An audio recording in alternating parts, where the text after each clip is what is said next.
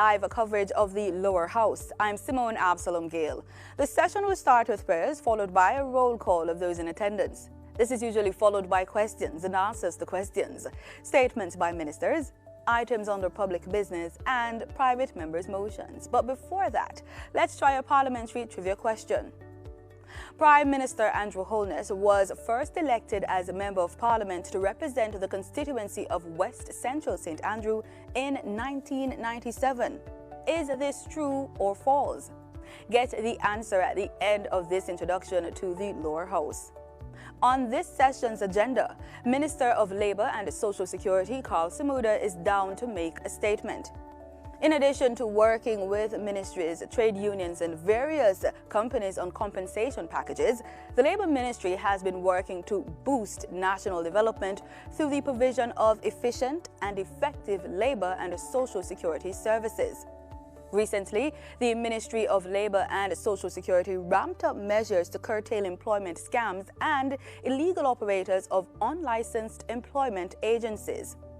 It has redoubled efforts to increase overseas employment opportunities for Jamaicans, and it has been working with the Ministry of Finance and Public Service to increase the benefits of the PATH program and other social services under its remit.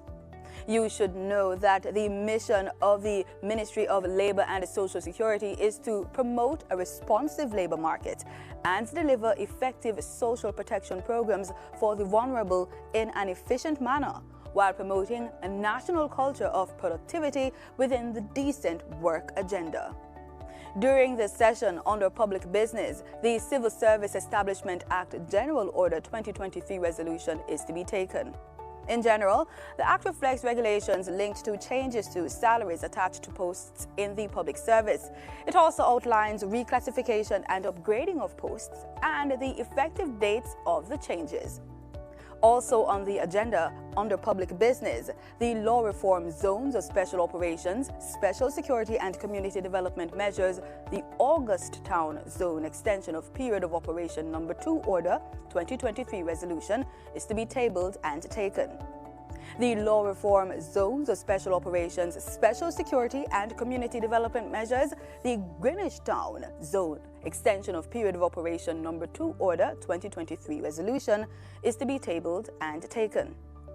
The law reform zones of special operations, special security and community development measures, Denham Town Community Zone extension of period of operation number 2 order 2023 resolution is to be tabled and taken. The law reform zones of special operations, special security and community development measures, the Mount Salem Community and Environs in the parish of St. James Zone extension of period of operation number 2 order 2023 resolution is to be tabled and taken. And the law reform zones of special operations, special security and community development measures, the Norwood Community in the parish of St. James Zone extension period of operation number 2 order 2023 resolution is to be tabled and taken.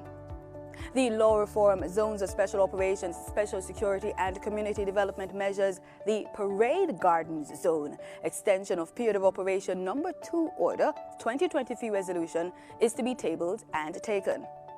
And finally, the law reform zones of special operations, special security and community development measures, the Savannah-Lamar Zone extension of period of operation number 2 order 2023 resolution is to be tabled and taken. It should be noted that the agenda can be adjusted with items being added, removed or replaced. If you are planning to attend a session, here are some rules you should keep in mind. No visitor shall create any act of disorder within the precincts of the House. No photography, videography, or sketching of the proceeding is allowed unless so authorized by the presiding officer. Visitors who remain within the precincts of the House during a suspension of the session are asked to keep silent. It's almost time to go to the main event, but before that, let's get the answer to the trivia question. We asked, Prime Minister Andrew Holness was first elected as Member of Parliament to represent the constituency of West Central St Andrew in 1997. It's true. According to JIS, he was first elected at age 25. Mr. Holness first served as head of government from October 2011 to January 2012, having succeeded former Prime Minister, the Honorable Bruce Golding. He became Jamaica's 9th Prime Minister after the Jamaica Labour Party won the 2016 general election against the People's National Party. Throughout his political career, he has focused on several key portfolio areas including social welfare, community development, housing, and education. Prime Minister Holness has a Master of Science in Development Studies and a Bachelor of Science in Management Studies from the University of the West Indies. Stay with us. The proceedings will begin in a few moments. How do bills become law in Jamaica? Laws are made to create order, to ensure our safety, and to protect our rights against abuses by other citizens, organizations, and even the government itself. A bill is a proposal for either a new law or for a change to an existing law. Jamaica's parliament is responsible for making our laws, and that responsibility is shared between two houses. There are 21 parliamentarians appointed from both political parties to the upper house, also known as the Senate. And there are 63 members of parliament that we, the people, elect to the lower house, also known as the House of Representatives. To pass a law, there is a minimum of 6 stages required in each house. The process can begin in the upper house by a senator or in the lower house by your member of parliament.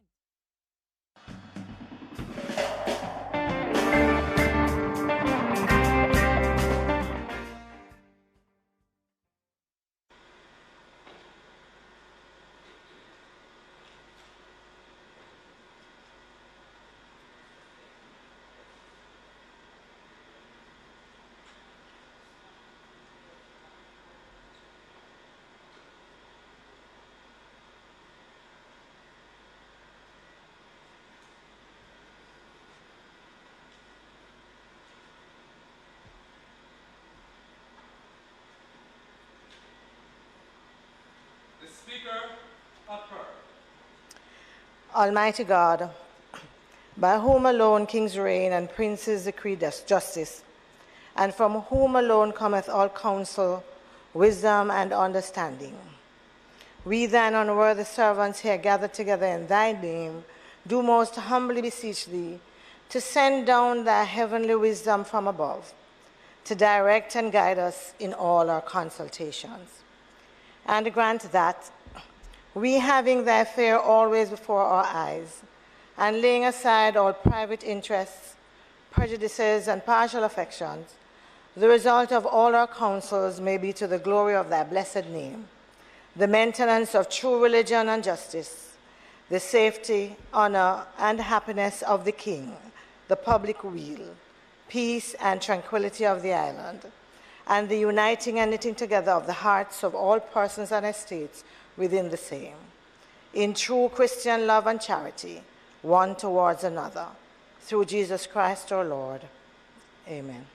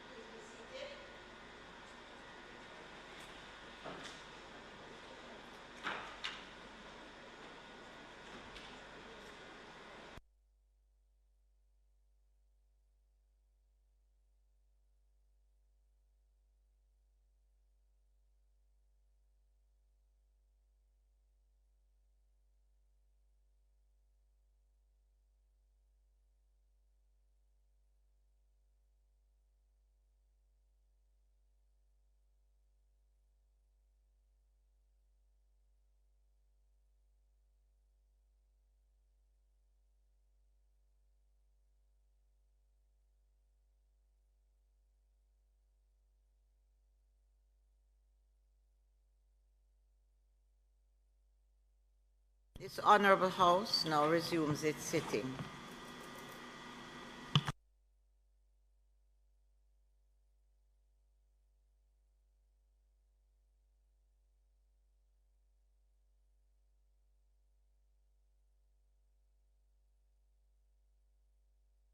House Leader, I'm in your hands. I'm in your hands.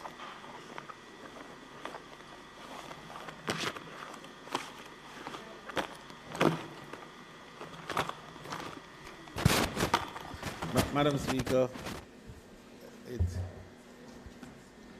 I beg to move for a suspension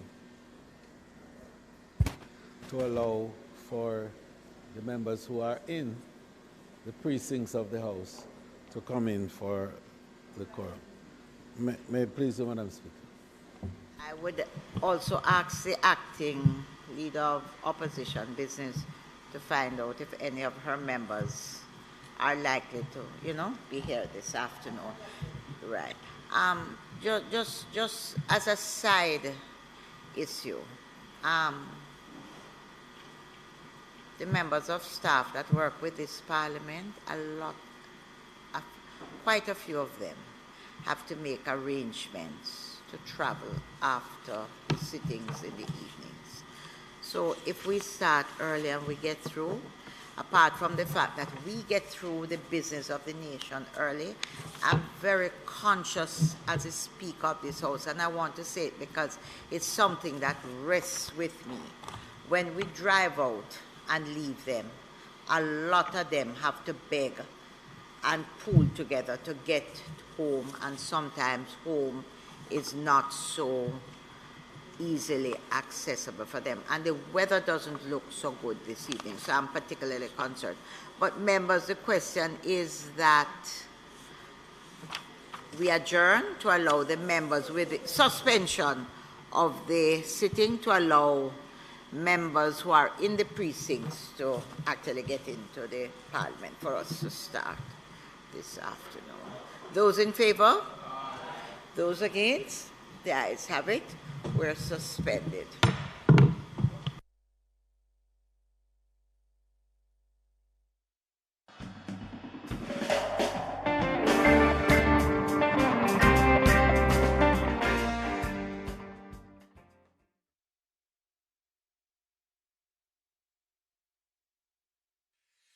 How do bills become law in Jamaica? Laws are made to create order, to ensure our safety, and to protect our rights against abuses by other citizens, organizations, and even the government itself. A bill is a proposal for either a new law or for a change to an existing law. Jamaica's parliament is responsible for making our laws, and that responsibility is shared between two houses. There are 21 parliamentarians appointed from both political parties to the upper house, also known as the Senate. And there are 63 members of parliament that we, the people, elect to the lower house, also known as the House of Representatives. To pass a law, there is a minimum of 6 stages required in each house. The process can begin in the upper house by a senator or in the lower house by your member of parliament. And their proposals for a new bill can certainly start with you, the citizen. Now, since the process often begins in the House of Representatives, let's start there. 1. The first stage begins with the introduction by the minister responsible for the bill, followed by the first reading of the bill by the clerk to the houses. This clerk is more like the CEO, the Chief Executive Officer for the Parliament. An announcement of the bill is published in the Gazette. This is a public newsletter that the government uses to inform the citizens of what the Parliament is doing on your behalf. 2. The second reading begins with a summary of the bill by the minister. The main reasons for the bill are discussed both by the government and opposition members to determine if Jamaicans would really be better off with the new law or changes to an existing law. A vote is taken by the House to determine if the bill will move to the committee stage. Sometimes before going to that stage, the minister responsible for the bill can recommend the use of a joint select committee. It's called joint as its members are taken from both the upper and lower house. To benefit from greater consultation, the committee is empowered to invite the public to share their views of the bill in writing or in person, and does so through radio, TV, and newspaper adverts. This joint select committee submits its recommendations to the House of Representatives. The House debates this report, and a vote is taken to determine if the bill should go on to the committee stage, where it is examined by a committee of the whole House. Yes, That's the name. And that's what it is. A committee of all the members of parliament that carefully examines each clause and makes improvements to ensure the bill will achieve its objectives. As chairman, the Speaker of the House monitors the process to make sure the rules of the House are obeyed and the process moves along smoothly. 4. The Committee of the Whole House examines the bill clause by clause, then sends its recommendations for changes to the House of Representatives. This is called the report stage. 5. The bill then passes to the third reading to allow a final opportunity for MPs to make changes before it is sent to senators in the upper house. 6 to 10. In the upper house, the senators go through the same steps we just described. If any changes are made, the bill has to be returned to the House of Representatives for their discussion and approval. Now, if the bill had started in the upper house, it would also have to be returned to them for approval of any changes made by the lower house. 11. Throughout the entire process, the bill is being checked by the Legislative Council. That's the Parliament's lawyer. But before the last step, a copy is sent to the Attorney General of Jamaica for final review and certification. 12. If all is well, the bill is sent to receive the royal assent from the Governor General as the representative of the Queen, Elizabeth II. The bill is now an Act of Parliament. The Act is gazetted, and the rights of Jamaicans are further preserved and protected by a new law.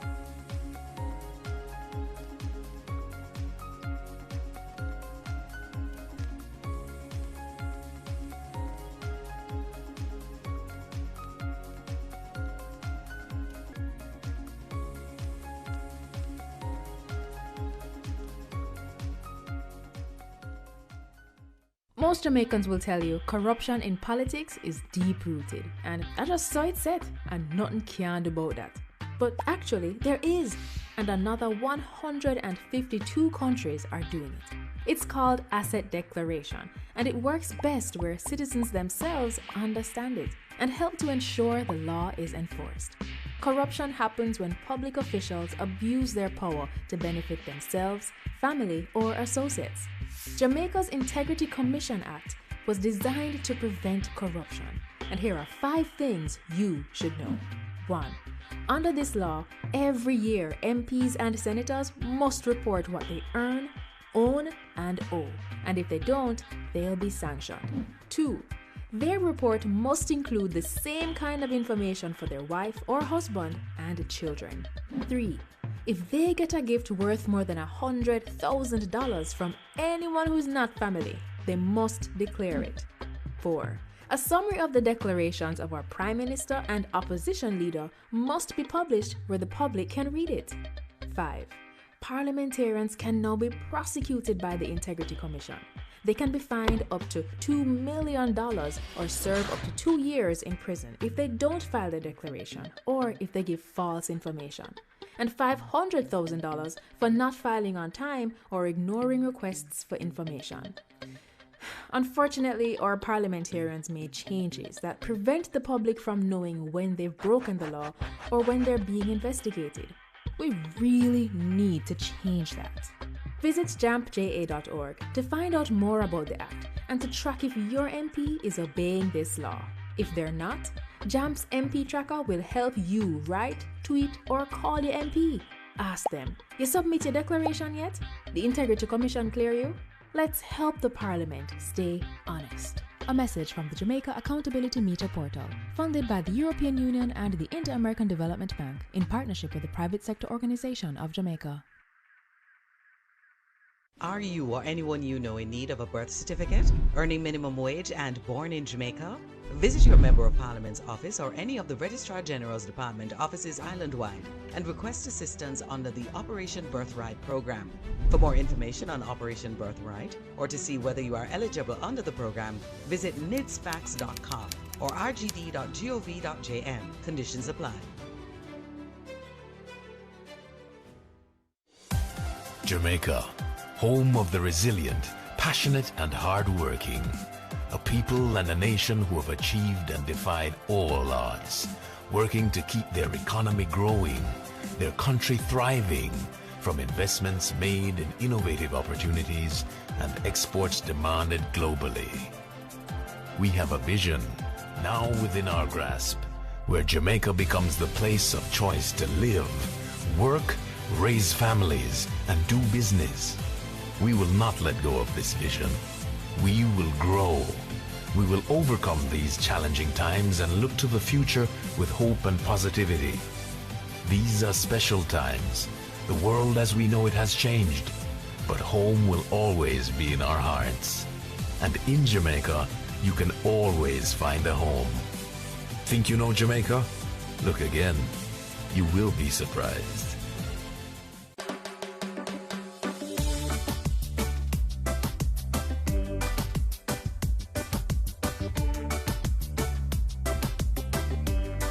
Yes, me dear. Trouble not set like rain. In other words, unlike weather, we do not know when trouble might reach us. So a Jamaican will say, trouble not set like rain, me dear.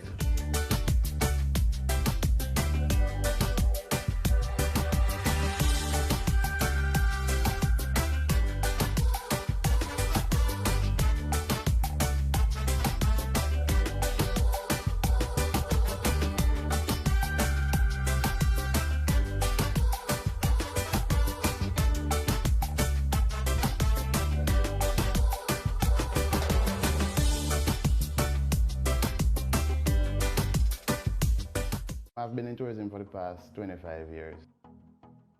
My father was a member of JUTA, and then through him I became a member and just keep going from there on. Tourism definitely working for me because I'm sending my kids to school from tourism. I've built my house and all of that through tourism. So personally, it has helped me. Well, my role is to make sure that the people have a good time, try to be informative as possible, and show them the best side of Jamaica. Try and let them be ambassadors for Jamaica so they can go back home and tell their friends to come to Jamaica. Tourism working for you. Know your numbers and control the keys to a healthier heart. Know the numbers for your blood pressure, cholesterol level, blood glucose level, and your weight and body mass index. Find out the risks they represent and what you need to do to stay healthy. Talk to your doctor and start making healthy lifestyle choices to prevent a heart attack or stroke. Here is a special parenting message brought to you by the National Family Planning Board, 5 Sylvan Avenue, Kingston 5. Every father should remember that one day his son will follow his example instead of his advice. That was a special parenting message brought to you by the National Family Planning Board, 5 Sylvan Avenue, Kingston 5. Yes, walk right over there and drop it in the bin. Reuse that wastewater from your kitchen for the garden. Get your hands dirty and plant a tree. Farmers, hold off on the pesticides, especially near our rivers. Do your part to protect our watersheds so we can preserve the source of our drinking water. Every act to protect our watersheds counts. Start now.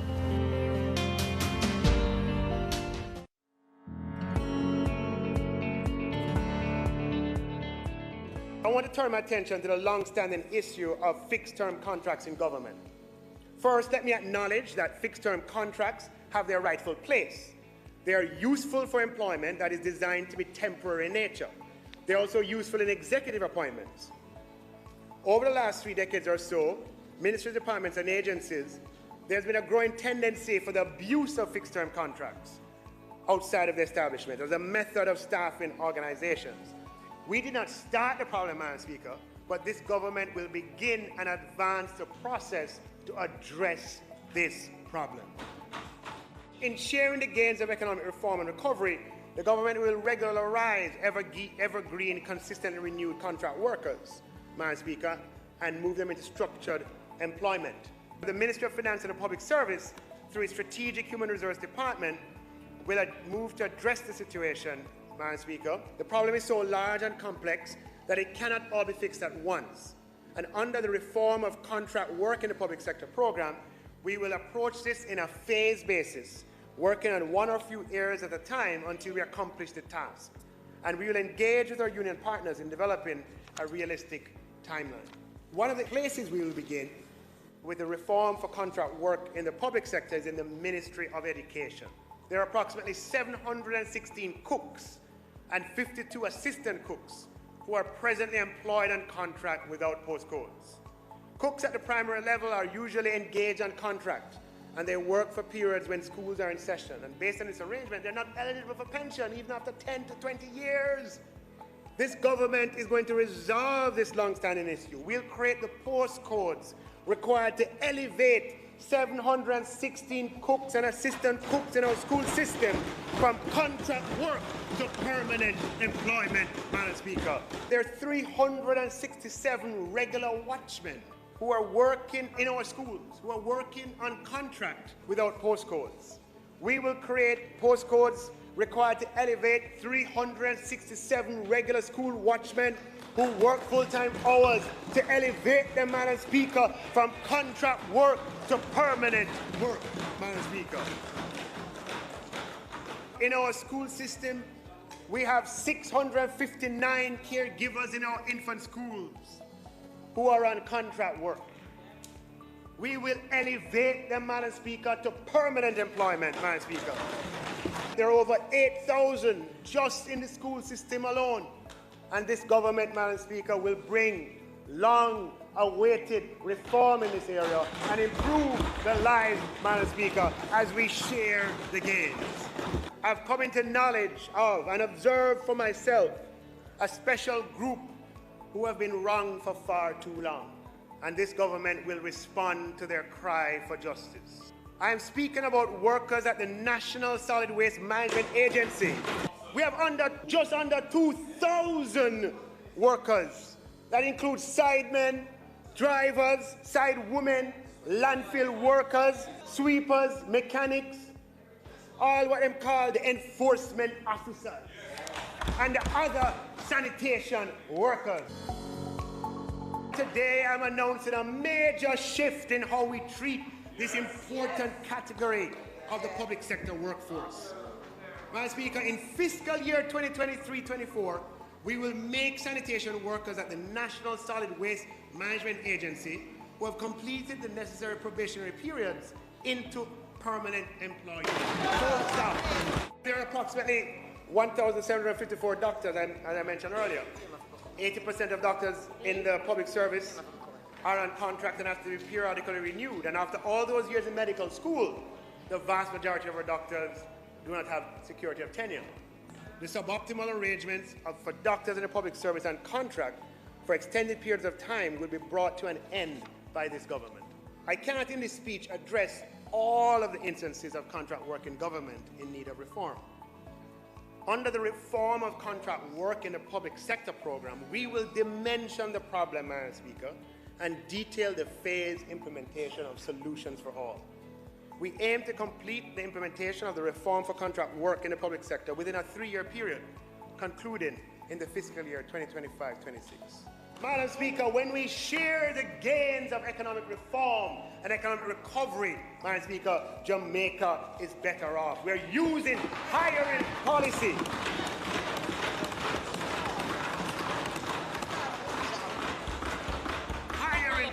to drive social change in our country, Madam Speaker.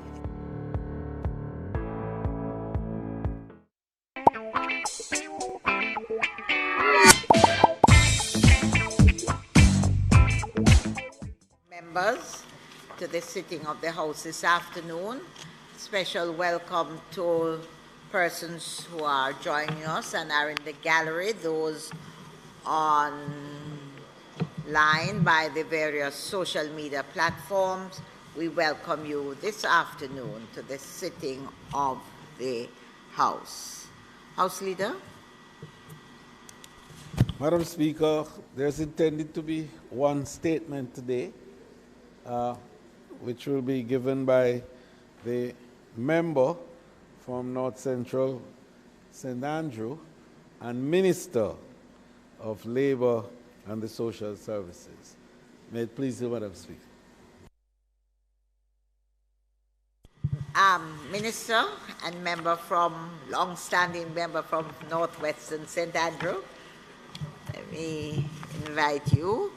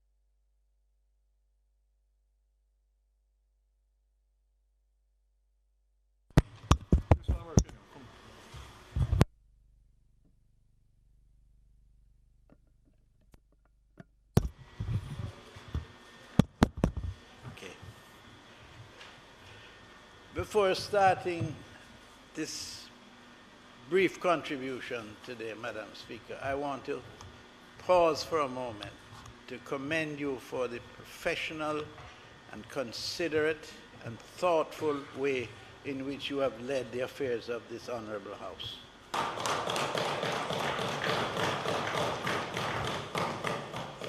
It is very comforting to know that we are in the hands of a true professional.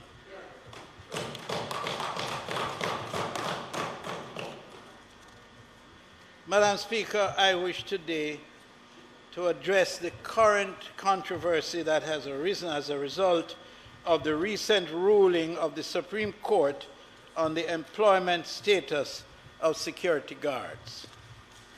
Some of the comments appear to be calling into question the role and function of the Ministry of Labor and the minister with responsibility for the portfolio. Quite frankly, Madam Speaker, some of the comments are not complimentary, but they are thought-provoking. And they arise, I think, primarily from the fact that my natural style of involvement is not one of public pronouncements on every issue. And also the fact that sometimes in the heat of the moment, one may express themselves in a peculiar fashion that later you wish you had not. This is one such occasion. So, Madam Speaker, I ask that the blame not be placed on my heart, but on my head. I believe it is fair to say my heart is intact and in the right place. But from time to time, things do occur that cause one to divert somewhat, and you bear the consequences for that diversion. The fact is that the court has determined that all security guards are employees and not independent contractors. This is a fact that is now well known and well circulated. This, Madam Speaker, is a matter that has been debated for many years. In fact, the issue has existed for over 30 years. I empathize with the concerns of the security guards. Many are understandably concerned about how the new arrangements will affect them, not only their job security, but how they will impact conditions for the years of service already given to the industry. For the years of service that they have devoted themselves to, Madam Speaker, it is a concern that involves all of us. And in the ministry, we will do everything in our power to explain to them as best we can so that they will have a thorough understanding and to work very closely with them in arriving at the way forward that will be down to the benefit of all concerned, both the workers and the companies. Bear in mind, Madam Speaker, that many have been working for periods of over 20 years in some cases. Madam Speaker, since late last year, the matter relating to the rights and benefits of security guards has come into sharp focus in this Parliament and in the general public. Let me explain the process, Madam Speaker. If a security guard believes that he or she has been denied any worker-related benefits, that guard can attend at one of the offices of the Ministry of Labour, and we have 13 island-wide, and seek their grievances, express themselves, and we will go in search of the solutions on their behalf. And in fact, at the moment, I can say that my information is that over 88 such cases have occurred across the island where guards have come in and they have held discussions and explanations have been given, and they have been able to at least understand the process more clearly. The reality is, Madam Speaker, following the Supreme Court ruling, several guards have already attended at the ministry's offices since March 2023 to seek guidance on whether or not they should sign the new employment contract. And that is at the heart of the issue, the new employment contract. The complaints relate to their previous years of service. They are concerned about the time they have spent in the industry, and they have felt that somewhere along the line that they could entertain the hope that they would be rewarded for that service in a concrete way. They are also concerned about vacation leave. But, Madam Speaker, the transition is what we are struggling with, from independently employed persons and employees of the respective companies. And it is that equation and that transition that has been somewhat challenging, as we have seen in the media and at the workplace. Madam Speaker, there are approximately 25,000 security guards employed in the country at this time. The fact is that in spite of the concerns, 85% have already signed their new contracts.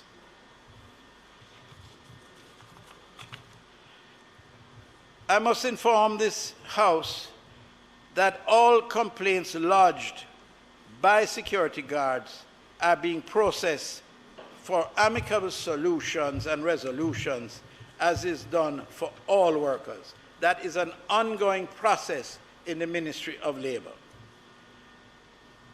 In relation to the new employment contracts, all security guards are workers and are therefore to be guaranteed vacation leave, sick leave, overtime, maternity leave, where applicable, and all minimum standards for decent work in Jamaica.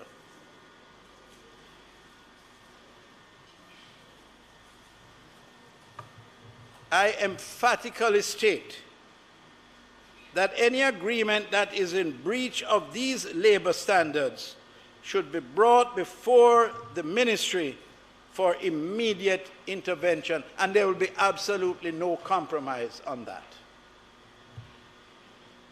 What is happening currently is that there is talk broadly being disseminated about the rights of security guards being violated. However, there are no concrete, Madam Speaker, and this is an important consideration. To date, there are no concrete reports presented to the minister or the ministry outlining the rights that have been violated. What are the violations? What are the rights that have been violated? There is none in the ministry on record at this time. So it revolves around a proper explanation and how to engage the transition, because things have changed dramatically since September 2023. As minister, I have seen a few of the contracts and recognize that the real issue is related to the lack of specific translation and the transition in the arrangements.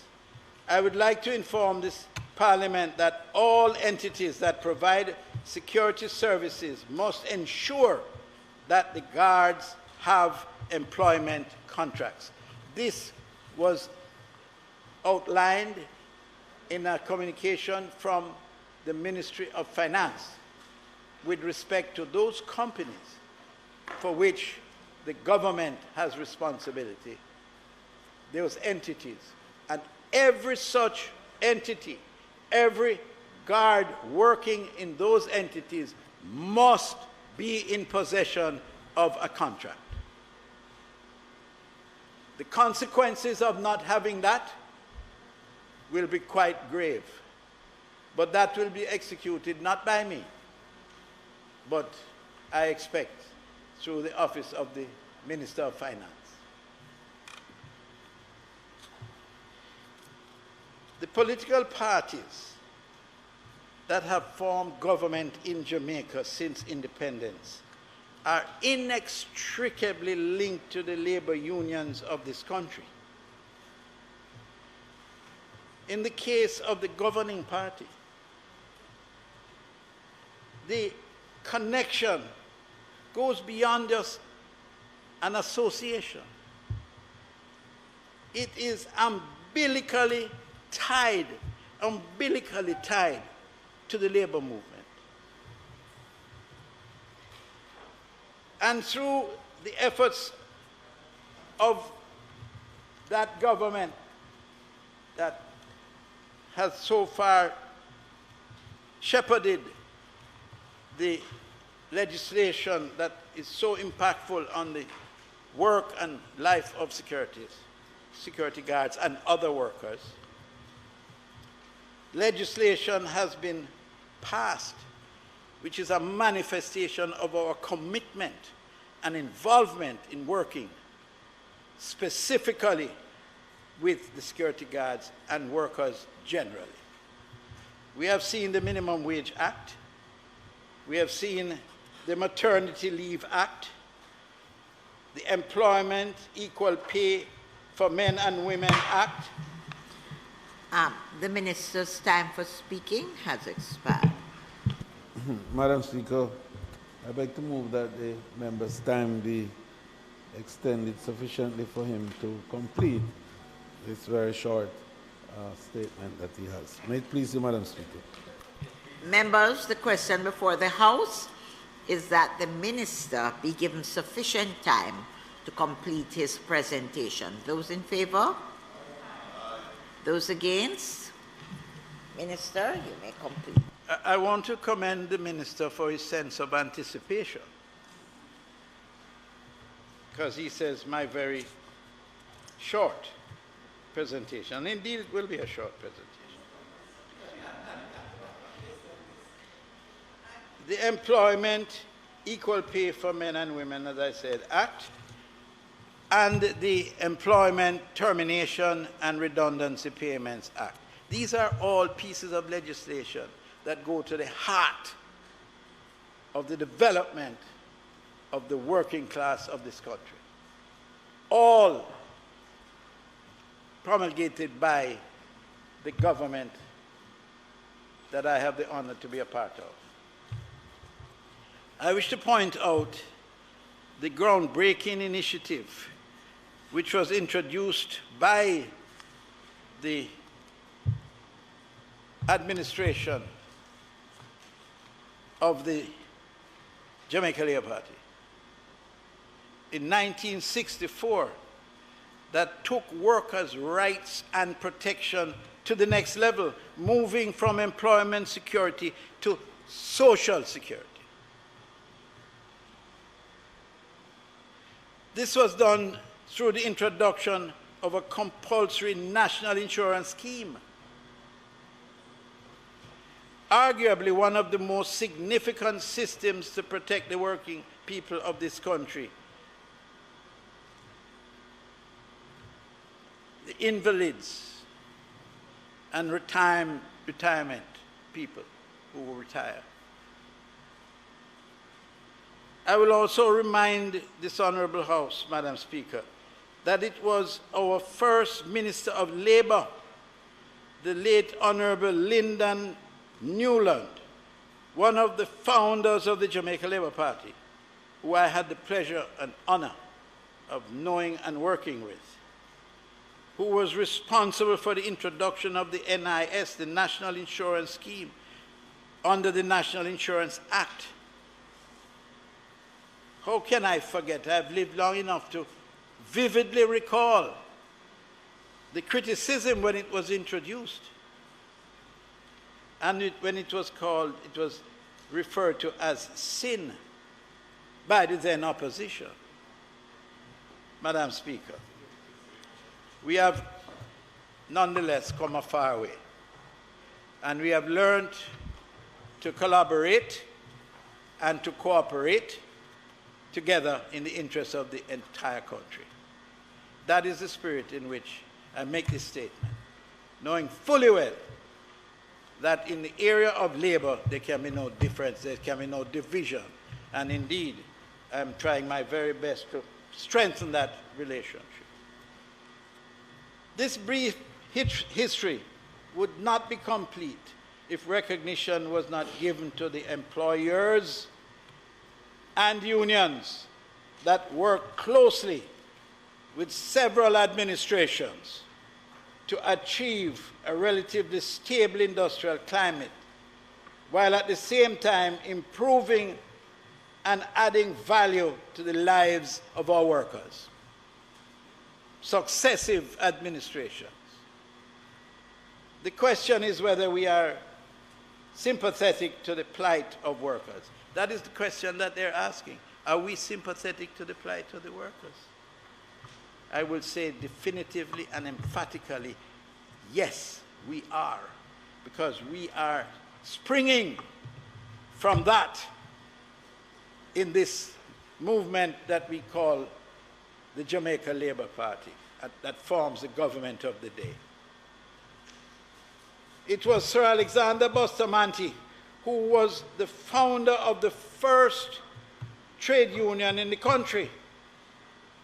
So no one has to try to lecture anybody on this side of the house about the importance of labor and our connection with labor in this country. You know, on a personal note, I've taken my licks over the years. This is 43 years of it, so 43 years I get lick, even if you get one a year, it's significant. I've taken my licks, but I don't roll over and die, and I don't allow it to detain me.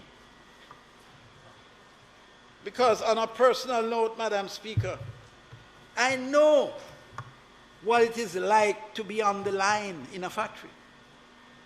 I've spent 7 years working in factories in transportation, in construction, in order to earn enough money to put myself through university. Most people believe that I was born with a gold spoon and somebody paid my university. I paid my own way in university by working on the line. So nobody has to tell me about what it is like to be a worker, the conditions under which you have to work. I have known what it is like, Madam Speaker, as a matter of interest, because people see me all the while, they don't know my background. They think they do. And they judge me on the basis of how I look. But let me tell you, as an 18-year-old at the Tri-Service Hospital in Ottawa, you go to Ellen Vlaker, you'll see it, a 10-story building. I was part of cleaning the walls, the external walls of that structure, with a swing scaffolding that we had to wind up, one on either side. And if you want to talk about anxiety, as politicians like to, if you want to talk about what anxiety is, when you are winding up on either side, and one of you get a little ahead of the other, and the rope winds up on top of one another, and then it slips 6 inches, you think that it is 6,000 feet, not 6 inches, because that is such a frightening experience which I have had.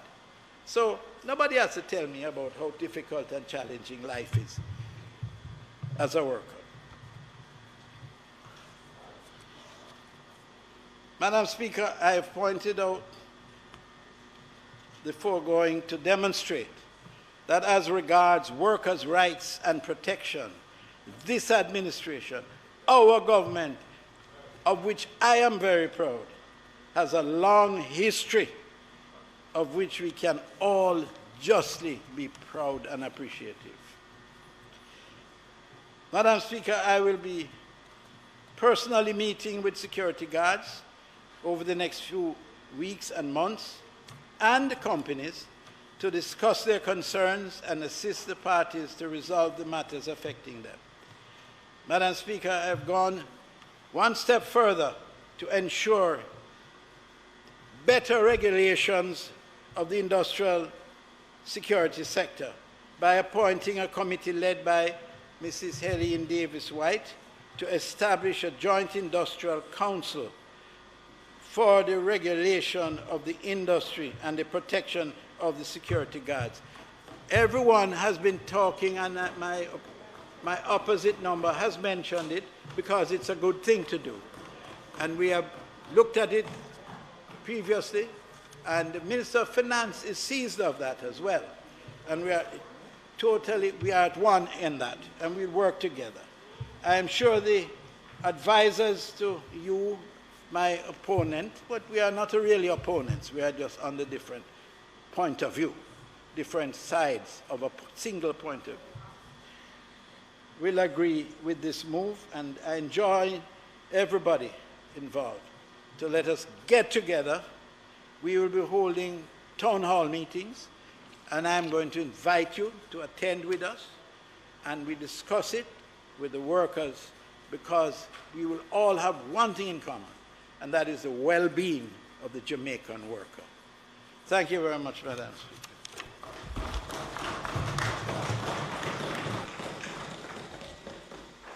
Madam Speaker, permission to speak from a seat other than my own. Thank you very much, Madam Speaker. The first thing I want to say is to place on record my congratulations to the Minister for getting to this point. The truth is that I wish he would have gotten there sooner in terms of the Joint Industrial Council. It is something that I have been calling for, the security guards themselves have been calling for, other unions have been calling for, and it is long overdue. But late as it is something that is needed, and it is true that a town hall discussions around it is going to be important, and we welcome that as we look towards the protection of the rights of the workers and a space for workers, owners, and their reps to have a conversation that can lead to ensuring that the decisions that are made as we have created the kind of labor and industrial relations climate that Jamaica is known for. So I want to say that. Madam Speaker, having said that, I really also want to address some of the comments that the Minister has made. The first thing is that I'm not here to convince anyone of the position of the opposition as it relates to protecting the rights of the workers. Everyone knows that we were born out of the struggle for the rights of the workers. The workers are aware, Jamaicans are aware, everybody. So that's not the point I'm making. What I really want to address is 2022, 2023, and the issues that face us. And the major one, yes, that we're talking about today is that of the security guards. Minister, talk is cheap. Your empathy is good, but empathy is not enough. It's not enough. I accept that the governing party and the opposition party has two different philosophies about the role of the state. And I believe that that is at the heart of the difference that we share. What do I mean by that? We believe that the state has a responsibility to do those things that are needed to protect the rights of the worker. We don't believe that the approach is one that should allow the market to exploit the workers. We don't. And that's where we come from. And I'm going to say this as well, Minister. It is true that we have about 27,000 workers, 85% of whom are employed by ministries, departments, and agencies.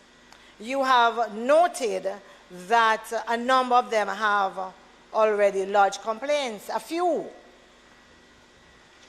I believe in this conversation, we should not pretend not to recognize some of the issues that are different and make this situation unique. It is unique because we're talking about an industry that has never been unionized. We're talking about an industry that has proven is known for exploitation of workers. Yes? In terms of the denial of the rights that workers and employees should have been benefiting from. So it is not enough to simply say you want to make sure that every security guard has an employment contract. Because as we all know, the devil is in the details. If you have received complaints from these workers, then I would imagine, like I do, like other lawyers do, like other unions do, that you also have copies of the contracts themselves. I cannot fathom for the life of me how you could have in your possession contracts that basically deny workers of their rights, rights that you have agreed are in law. And that becomes just a case-by-case basis. It can't. It's because the one contract for the worker is not unique and specific. It is the template for the workers of this company or that company or the other. So once you come and you see that Johnny has brought in front of you a contract that denies them inalienable rights to which they are entitled, you then have a responsibility to go beyond talking about individual negotiations. You do. One of the things that it is clear, I have not yet seen a contract that protects any of the rights coming from the previous period of service. Yes? we are all clear as to what Justice Batt's ruling was. That certainly as of September 2022, they are due these rights. Every contract I have seen has a clause that says, don't talk to me about nothing to do with anything outside of this contract. Which means that the 20 years, 15 years, all of that, don't talk to, forget it. That's what it means. They go so far as to say that this, therefore, with the signing of this contract, you have relinquished any right to any disputes and anything owed before. I don't see how a government could sit down and be comfortable with that. So pardon me, if we on this side have thought that the issue was sufficiently grave that we should stand up and talk about it. Yes, we did, and we will. And the JIC is a good place to start, but we will continue to talk about it and take other steps until we see the situation rectified. Madam Speaker, everybody knows after 40 hours you go to overtime. When a company has a contract where only 40 hours is with company A, the additional 20 hours are contracted to company B to avoid paying overtime. That cannot be good. It cannot be useful. It cannot be allowed to continue. And it should not be allowed to continue because we know that that young mother, that young husband, who have been working with these companies for years, cannot afford to have their roster reduced, cannot afford not to be rostered enough to carry home food for the family, to pay for rent and all of that. Many of them are living hand to mouth and cannot take the risk of saying kefem. In fact, most of the contracts are for 1-year periods with a 90-day, probationary period, and some with an additional 90 days probationary period. Basically, what you're doing, what they have done, is to put a worker who has been with you for 15, 20 years on a 6-month watch list to say, if you're bad, open your mouth and say anything. As you slip, you slide. Because for the next 6 months, we're going to see what you do. That's basically what they have said. It is not appropriate, and we cannot allow that to stand. And I believe that a more active stance needs to be taken by the ministry. Quite frankly, Minister, I was very disappointed that there was a circular that came out earlier that spoke in very strong terms about those workers' rights, and that circular actually was withdrawn. It was withdrawn. And I'm going to say this, that the workers, 27,000 of them, and their families, yeah, I want you to do the math, because I know that these numbers mean something, especially where we are in the cycle of life. Yes? The workers and their families are watching to see what is going to be done, because it's not about talking, it's about making sure that they are protected. And right now, they have been left to the mercy of some very rapacious business persons. Now, let me be very clear. I am not saying that every single company is doing this. Member, your time for speaking has expired. Madam Speaker, the member's time has been expired, and she has indicated she needs 2 minutes. I beg to move that it be extended to allow her to complete her comments. Members, the question before the House is that the member be given sufficient time to complete her presentation. Those in favor? Those in favor? Those in favor? Aye. Those against? The ayes have it. Thank you very much, Madam Speaker. Thank you very much, colleagues. Madam Speaker. What they say, my left ear is Yes. deaf. Both ears are working very well. So I see. Thank you very much, Madam Speaker. Thank you, colleagues. I really have not much more to say because I am, in fact, ending.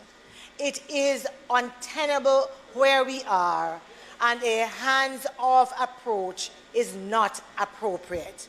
In fact, I am going to invite the minister, as he signed the contracts, well, the government, as they are signing contracts with these companies that offer these services to ministries, departments, and agencies, to look at the details. Because what I am told by individuals in the industry is that the rates for which they are signing should be an indicator that all is not well, and that these security guards will not be paid what we are talking about, and that, in fact, something chickeny is going on.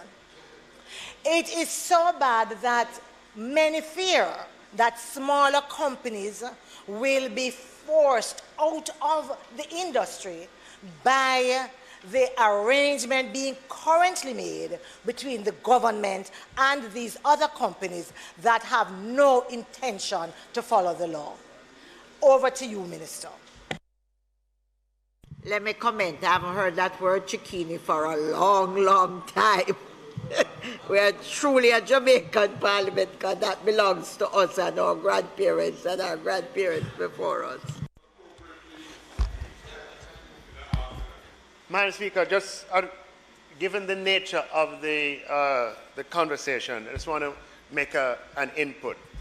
So I'm asking for your permission. No, he didn't. Have an objection?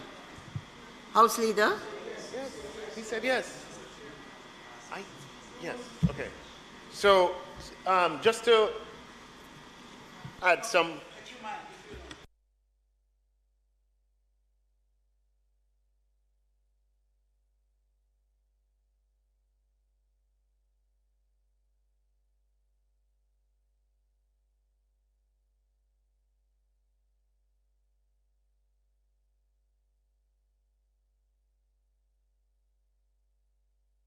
Joining us in this is very appropriate and very deserving.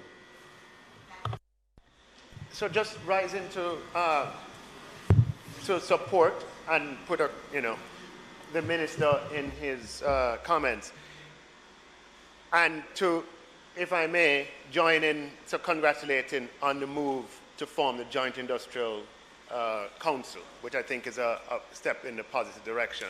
It's important that, to bring perspective to the conversation and recognize that ascending to the mountaintop requires many steps, and we may be at a particular point in that journey, but let us not forget where we are coming from. I just want to remind that this issue has arisen consequent upon a decision by the court in a matter brought by the National Housing Trust. The National Housing Trust is a public body in the office of the Prime Minister. The Prime Minister exercises the policy discretion over the National Housing Trust. It would not be possible for the National Housing Trust to bring a case forward to the court seeking a declaration and establishing the contractual right of security guards to be treated as employees without the explicit support of this administration, the explicit support of the Prime Minister and all members who serve on this side. The fact that we are having quite noticeably some hiccups in the implementation as far as the contractual arrangements between the security guards and the companies are concerned, and there are differences as to how that particular problem should have been approached or dealt with. Let us not at all lose sight of the fact that we are here now because of decisions that this administration has made.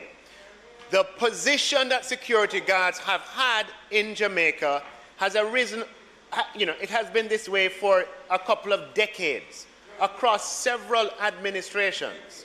And in fact, the encouragement to to continue in, or the encouragement for the prior arrangement to hold was given by various people acting in various administrations in the past. Where we are now is that this administration took the bold step to support the officers of the NHT to not interfere, even though there would have been lots of overtures and lots of lobbying for that to happen. This administration, the Prime Minister, members of the Cabinet, took a decision to support the NHT in its quest to regularize what for decades has been an irregular situation. So let it be clear where this government stands in this issue. I can't talk about the past, but I can talk about when the problem came before me, what did I do? I was chairman of the NHT. When the problem came before me, what did I do? When the problem came before the Prime Minister, what did he do? We can all stand and talk about our record as members of government. Other people can talk about their record as well. Now, that is not to take anything away from the fact that there is, when changes of this nature are happening in a society, the implementation is challenging. Is absolutely challenging, and we cannot take away from the challenges. An opposition member has spoken about some of the challenges that have occurred, where individuals have been believe that their voices haven't been heard, and that is something I know the minister seized upon and the gravamen of his statement. But even as we address that matter, which is a matter that requires addressing, my sort of contribution, Speaker, is to say, let us not forget how comes we got here. All right? Let us not forget how comes we got here.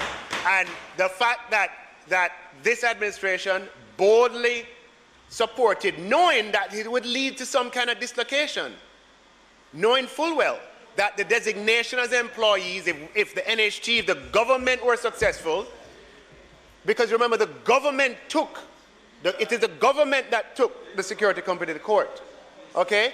And understanding that in doing so, there were risks. But the bigger picture was the equitable treatment of Jamaican citizens who work in that industry. And it's important that as we resolve the implementation issues, we don't lose sight of that. Okay, and I think we are at one that we want to resolve the implementation issues. But let's not lose sight of the fact that this government called this issue that has been around for a couple decades, we brought it to a head.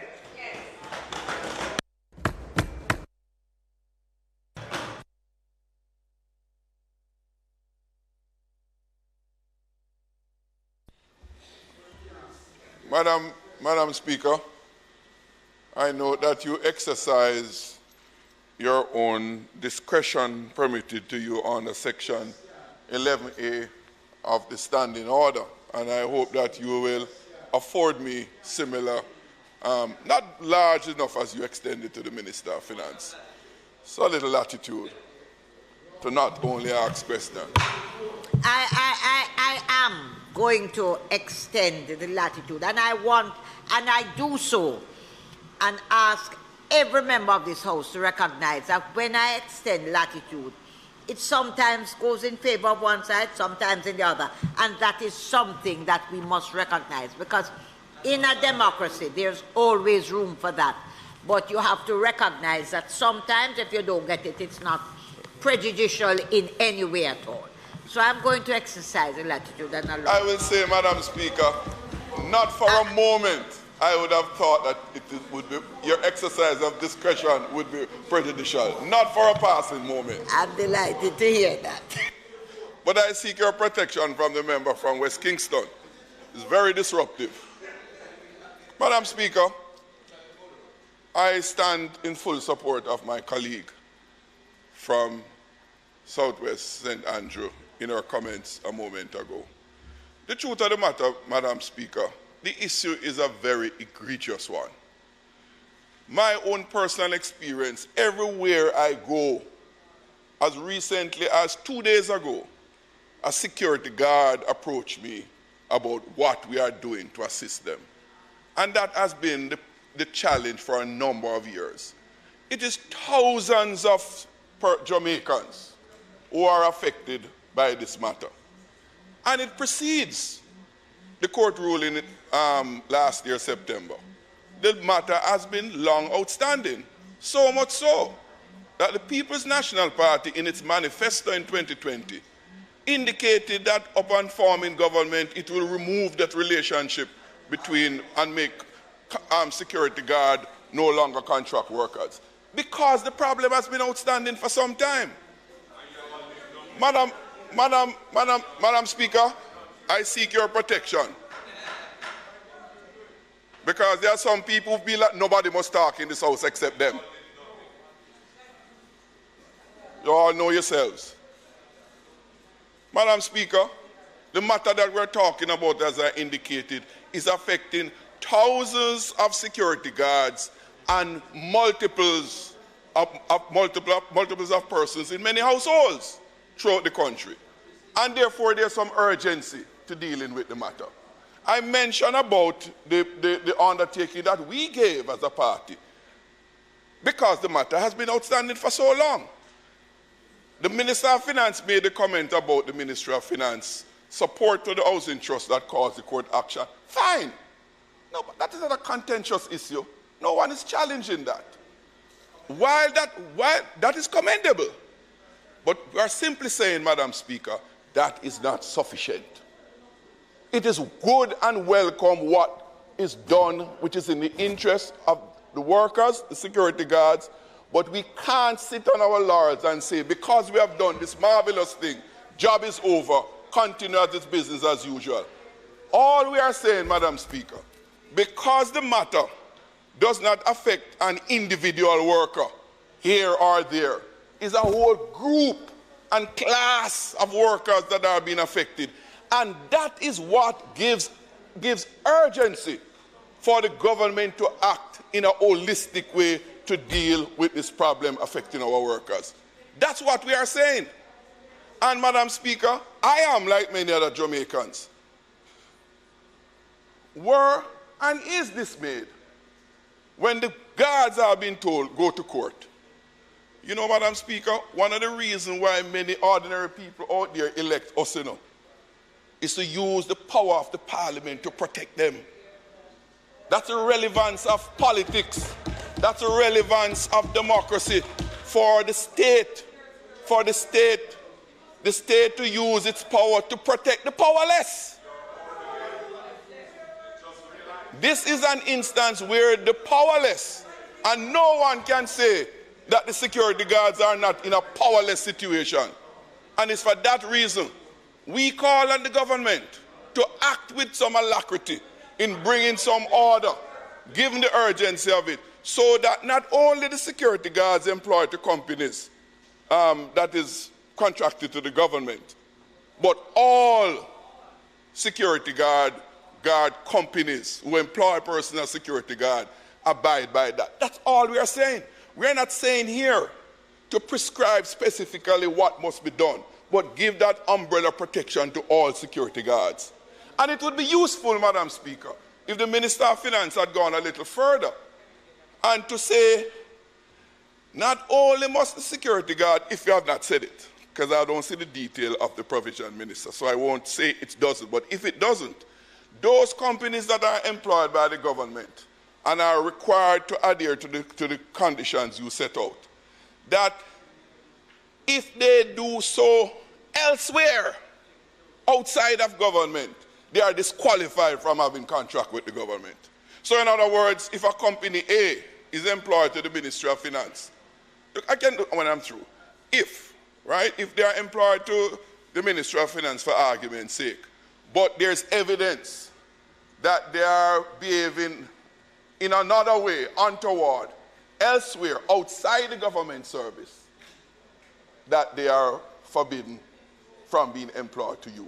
Because you know the thing, if they can get away with it over here, they do it because they have protection over here. So, Minister, I just make that suggestion. But that is not to be the only suggestion. We are seeking a more holistic intervention to deal with the security guard. And in taking my seat, Madam Speaker, I want to say, let us not wait too long. These set of workers have suffered far too long.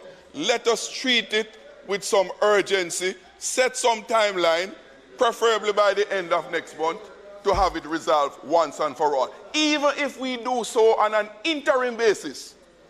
Even if we do it on an interim basis. But don't cause them to be waiting indefinitely for a complete solution. Thank you, Madam Speaker. And I hope I did not exhaust the privilege which you so graciously extended to me. Speaker?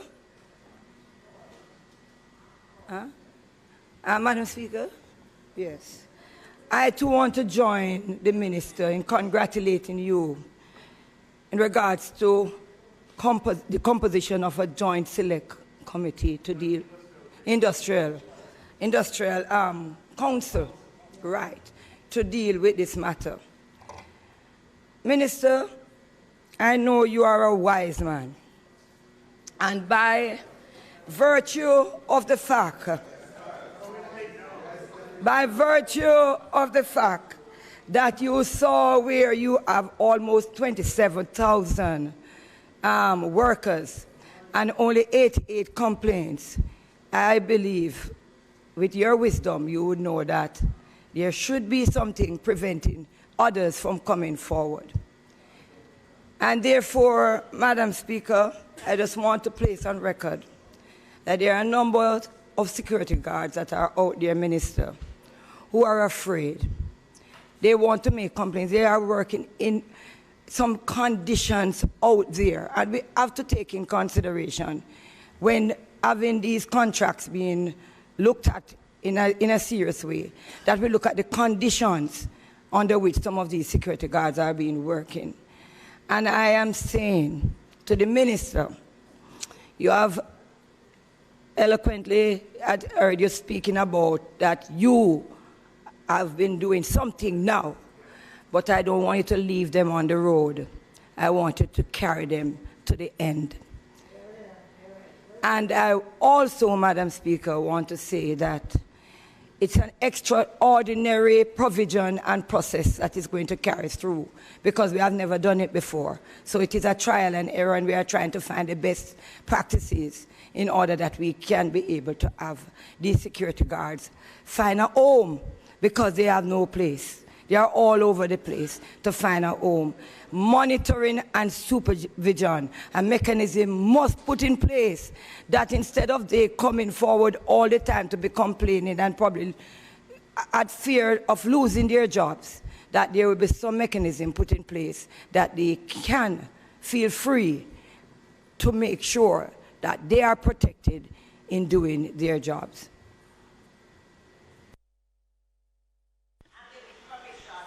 To the Minister to respond before you wrap up, Minister Samuda. So, thank you for that, Speaker, for your exercise of discretion. And it's good to see us, have this discussion and converge on points of importance. And I'm happy to see the response from the two members who last spoke about just a recognition of the decisive action that we have taken as a government to get here, while conceding that this is not the destination, there's further to go. Okay? Because, Madam Speaker, sometimes when we as a society, proverbially, let's say we are in Kingston and we want to travel to Montego Bay, and it takes courage to do that. It takes courage to start the car and say you're going to take that journey. And you go over the gorge when you used to have it, and you dodge one or two things, and you know on the flat, and you reach Trelawney, you're almost at the destination, and you end up with a problem, right? Yeah, you want to say flat tire, you end up with a flat tire, a little problem. That can be addressed. It should not be, the narrative should not be that, oh, you have the flat tire, Lord, you're not. No, the narrative should be, look, you've exercised the courage to get here. Now, it's important that we get to the end, okay? Now, just responding to the point made, or the suggestion, happy that you made that point, because that's indeed what we have done. In the speech I made earlier this year, we have used the fact that the government is the single largest procurer of these services, and in fact accounts for a significant portion of the industry. And we're using procurement, in my case, in my ministry, Ministry of Labor has other powers, we're using the power that in my ministry to influence the direction of the industry. And indeed, the contracts of security firms with the government are being amended, and some of them have already been amended, to make it abundantly clear that if a security guard company does not treat workers as employees, that security guard company cannot offer services to the government. In other words, it's a grounds for termination, whether or not that mistreatment is on the premises of the government or in providing services to some other actor. All it requires is for a credible source to make that complaint, and once it can be verified, it is grounds for termination. The government is absolutely serious about ensuring that after this ruling that it brought to court, that all persons who offer themselves in this industry are treated as employees, and we're using the full power of the procurement law to achieve that. And it's good that we can be at one with that, even as we support the member from Northern St. Andrew, North Central St. Andrew, in his Herculean efforts. And sometimes the journey is lonely. I know that from experience as well. And we just want to offer you support, member, in making right what has been wrong in Jamaica for such a long time. He deserves the support of all of us in the House. Madam Speaker, a quick question. Yes, to be clear, if the infringement on the right of the worker is in a private setting, right, and it is brought to the attention of the government, and the government has a contract with that company, and that mistreatment can be proven, it is grounds for termination. That is the directive, okay? To the extent that you find out contract, one of the 500 that don't have it, let me know. But the directive, the policy directive, is that all contracts with security guard firms must have that provision in them. Thank you. Madam Speaker, one quick question. Yeah, we are at one. That's what I'm trying to say. One quick question. Minister, it has been, I've heard a complaint by contractors, contractors with the ministries, that this would be an additional cost, and that to them, and that in many instances that's additional. The contract they've already contracted, and that requires that the government pays do two things: pays over funds that are outstanding, and B, that the contracts, these new contracts, take on board fully those additional costs.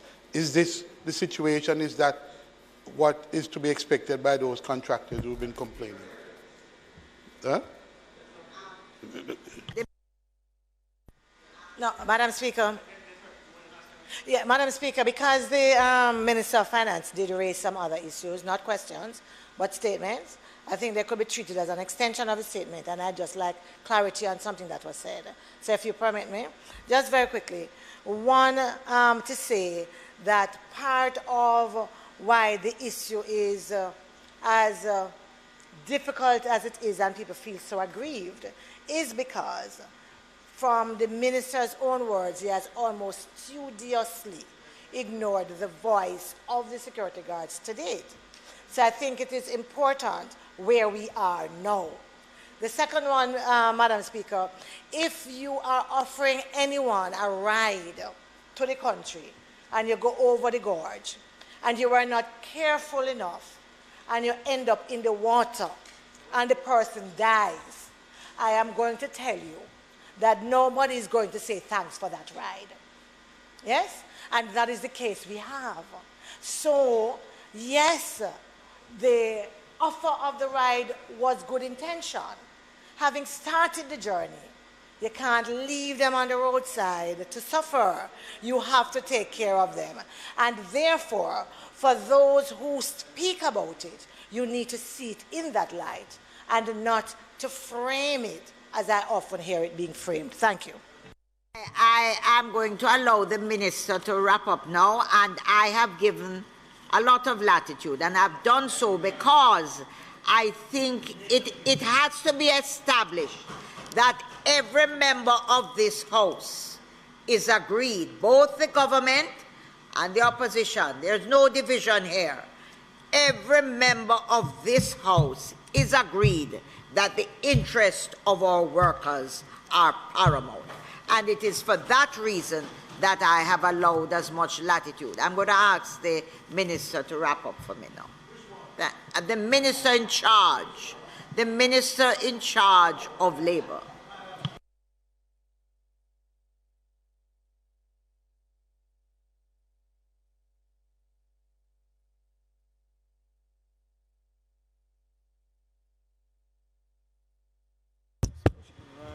I am particularly pleased this evening the way these proceedings have gone, because it should be clear to all, both sides, of the importance when people work together. And in the case of the government, what has been demonstrated here today is the concept of join-up government, where ministers can work together with a common objective and achieve the level of results that we have achieved so far. And as I extended to you, my invitation to you, not only to go to the town hall, but to come to my hall at the ministry as well, to have discussions, because it was always my practice anyway. Everybody who I've worked with, that's how it works, right? So it's a delicate period, Madam Speaker. When this court ruling came down, it threw the entire private security business into turmoil, because no one knew what the result, what it would end. And thanks to the Minister of Finance, took hold of it, steadied the ship in terms of deliberations and involvement, came to our ministry. We went there, constant discussion. A lot of things that we do in the ministry is not disclosed, because that's the nature of the ministry. We don't go talking about every negotiation, everybody who meets.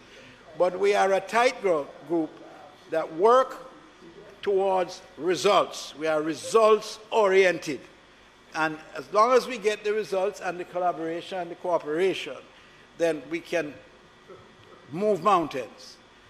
Just one thing I'd like to add here. I'm going to rely heavily on the council, led by the senior trade union leaders of this country, and the private sector, and the companies involved in the security business. It is an incredible vehicle that will be fully utilized, and we will bring to the House what the results of all that we do, so that we can move together in a spirit of cooperation. But I want just to pause for 1 minute and remind us all, the figure is flexible, 26 to 28,000 security guards. That is almost the size of the entire security force, official security force of the country. Police and army. So you realize the role of the private security guards. Without them, the country literally could not function. So it is a crucial industry. And as I close, I just have one word of caution to my colleague next door. The comment you made it was a condemnatory comment about the operation of some security companies. I would avoid that level of castigation for fear that it might be misinterpreted. Right. It is safer to be particular and hold discussions with them or what have you, we can cooperate on that. But once you put a blanket on it, then it becomes challenging. So let us move forward in that spirit. Thank you very much, Madam Speaker, for your wonderful conduct of managing this meeting today, despite the fact that the House Leader wanted to interrupt us, but it's all right. We can understand. He has a job to do, and so do we. So with that, Madam Speaker, thank you. Announcements.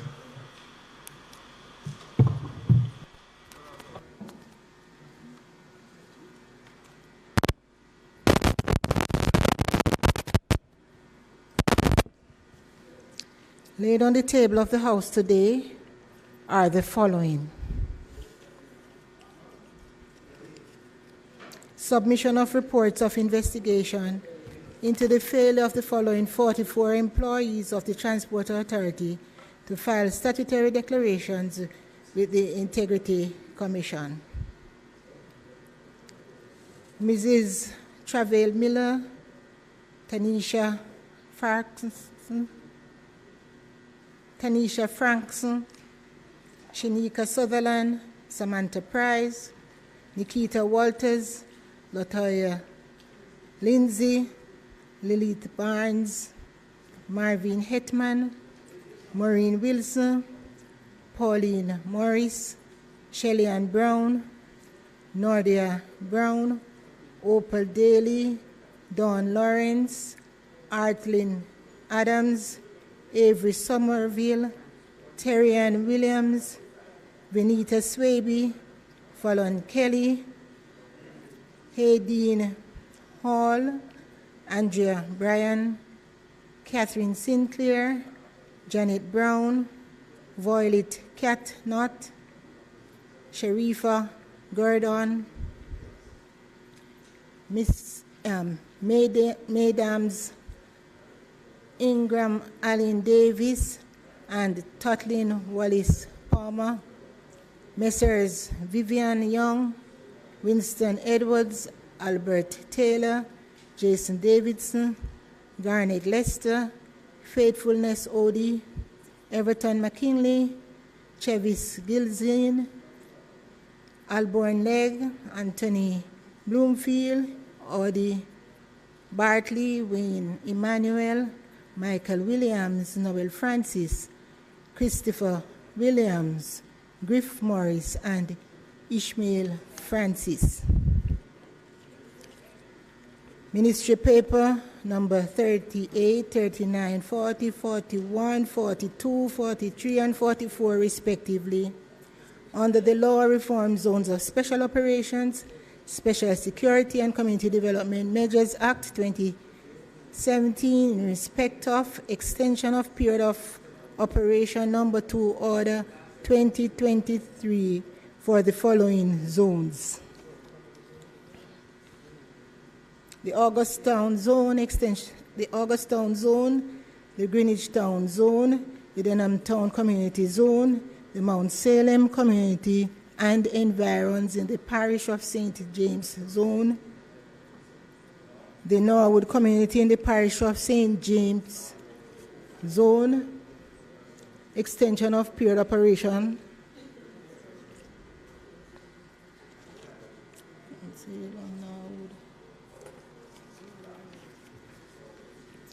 The Parade Gardens Zone and the Savile and Lamar Zone. Also laid on the table of the House today. And these orders and ministry, these orders are tabled with their resolutions. And also laid is a copy of ministry paper number 45, entitled Annual Reports and Audited Financial Statements of the Jamaica Agricultural Society for the year ended March 31, 2029. I'll recommit this at a later stage.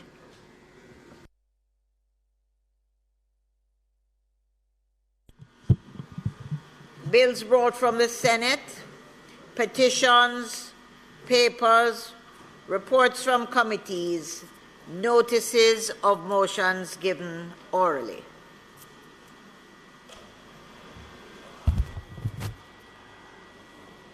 Madam Speaker, I beg to give notice at the next meeting of the House, I will move the following under the Law Reform Zones of Special Operations, Special Security and Community Development Measures Act 2017.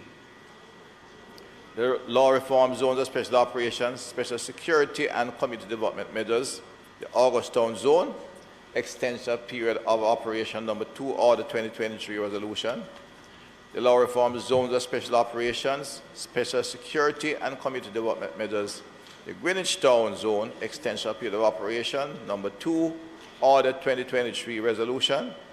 3. The Law Reform Zones of Special Operations, Special Security and Community Development Measures, the Denham Town Community Zone, Extension Period of Operation Number 2, Order 2023 Resolution. The Law Reform Zones of Special Operations, Special Security and Community Development Measures, the Mount Salem Community and Environment in the Parish of St. James Zone, Extension Period of Operation Number 2, Order 2023 Resolution, the Law Reform Zones of Special Operations, Special Security and Community Development Measures, the Norwood Community in the Parish of St. James, Extension Period of Operation Number 2, Order 2023 Resolution, the Law Reform Zones of Special Operations, Special Security and Community Development Measures, the Parade Garden Zone, Extension Period of Operation Number 2, Order 2023 Resolution. The Law Reform Zones of Special Operations, Special Security and Community Development Measures, the Savlamar Zones, Extension Period of Operation Number 2, Order 2023 Resolution, which were all laid on the table on April 1923. Madam Speaker, I further beg to give notice that at a later stage there, I will move for the suspension of the standing orders to enable me to take these motions. House Leader, do you have something? Oh, minutes. Speaker, I beg to give notice that at the next meeting of the House, I will move to introduce and have read a first time a bill shortly entitled the Child Care and Protection Amendment Act 2023. Ready now. Miss Curtis. Ready?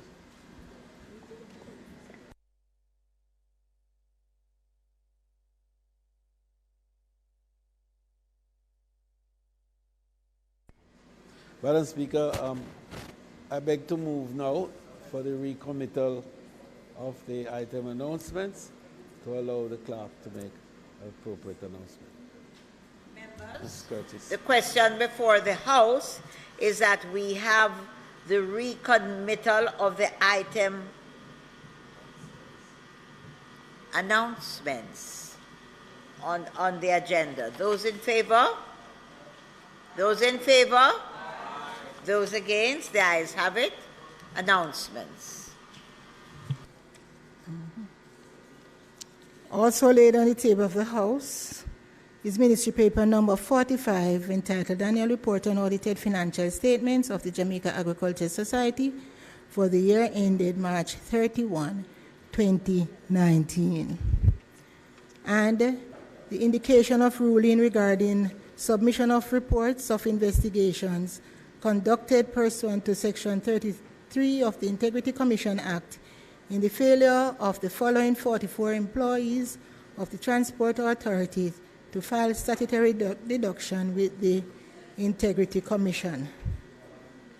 Mrs. Travail Miller, Tashana Frankson, Shaniza Sutherland, Samantha Price, Nikita Walters, Latoya Lindsay, Lilith Barnes, Marvin Hepman, Maureen Wilson, Pauline Morris, Shellyan Brown, Nordia Brown, Opal Daly, Dawn Lawrence, Artlene Adams, Avery Somerville, Terrian Williams, Renita Swaby, Fallon Kelly, Haydeen Hall, Andrea Bryan, Catherine Sinclair, Janet Brown, Violet Catnott, Janet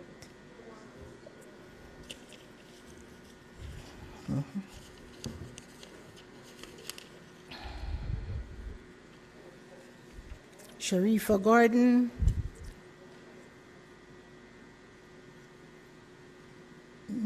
Mesdames Ingrid Allen Davis, Kathleen Wallace Palmer, and Messrs. Vivian Young, Winston Edwards, Albert Taylor, Jason Davidson, Garnet Lester, Faithfulness Odie, Everton McKinley, Chevis Gilzine, Alborn Neg, Anthony Bloomfield, Audie Bartley, Wayne Emmanuel, Michael Williams, Noel Francis, Christopher Williams, Griff Morris, and Ishmael Francis. Questions and answers to questions? Motions that may be made at the commencement of public business requiring notice, motions relating to sittings of the House, motions for leave to introduce bills, presentation of bills without leave of the House, first obtained. Madam Speaker, I now move for the suspension of the standing orders to enable me to introduce and have read a first time a bill shortly entitled the Child Care and Protection Amendment Act 2023. Members, the question is for the standing orders to be suspended to enable the Minister to introduce and have read for a first time a bill shortly entitled the Child Care and Protection Amendment Act 2023. Those in favor? Those against? The ayes have it. No, the Minister first, Ms. Curtis, I beg you read.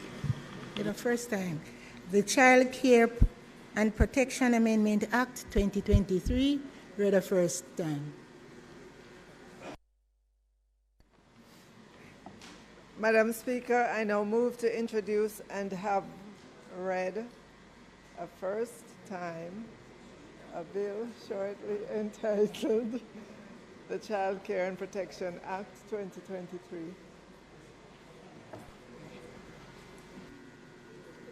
The Child Care and Protection Amendment Act 2023, read the first time.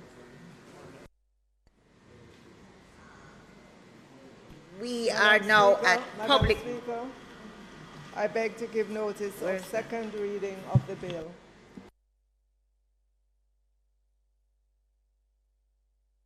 We're now at public business. Madam Speaker, members, the bill shortly entitled the Criminal Justice Administration Amendment Act 2023 and Offences Against the Persons Act Amendment Act 2023 and the Child Care and Protection Amendment Act 2023 have been presented to this Honourable House. It is our desire that the bills be examined by a joint select committee. However, before this can take place, the bills must be read a second time. I now therefore move that the bills entitled an Act to amend the Criminal Justice Administration Act, an Act to amend the Offences Against the Persons Act, and an Act to amend the Child Care and Protection Act be now read a second time. Members, the question before the House is that the bills mentioned by the Minister be read a second time. Those in favor? Aye. Those against? The ayes have it. Madam Speaker. No, House Leader, the clerk will read the bill a second time. A bill entitled an Act to amend the Child Care and Protection Act, read a second time. And a bill entitled an Act to amend the Offences Against the Person Amendment Act, read a second time. And an Act to amend the Criminal Justice Administration Act, read a second time. House Leader. Madam Speaker, I now ask that the item motions, notices of motions given orally be recommitted. Members, the question before the House is that the item on the agenda, notices of motions given orally, now be recommitted. Those in favor? Those against? The ayes have it. Madam Speaker, I beg to give notice that at the next meeting of the House, I will move. Be it resolved that notwithstanding Standing Orders number 76-1, this Honourable House appoint a select committee comprising the following persons: Mr. Delroy Chuck, Mrs. Favour Williams, Ms. Corenzia Morrison, Mr. Donovan Williams, Mr. Mika Davis, Dr. Angela Brown-Burke, and Ms. Denise Daly, to sit jointly with a similar committee to be appointed by the Honourable Senate to consider and report on the bills entitled A. The Criminal Justice Administration Amendment Act 2023, B. The Offences Against the Person Amendment Act 2023, and C. The Child Care and Protection Amendment Act 2023. Madam Speaker, I further beg to give notice that at a later stage today, I will move for the suspension of the standing orders to enable me to take the motion.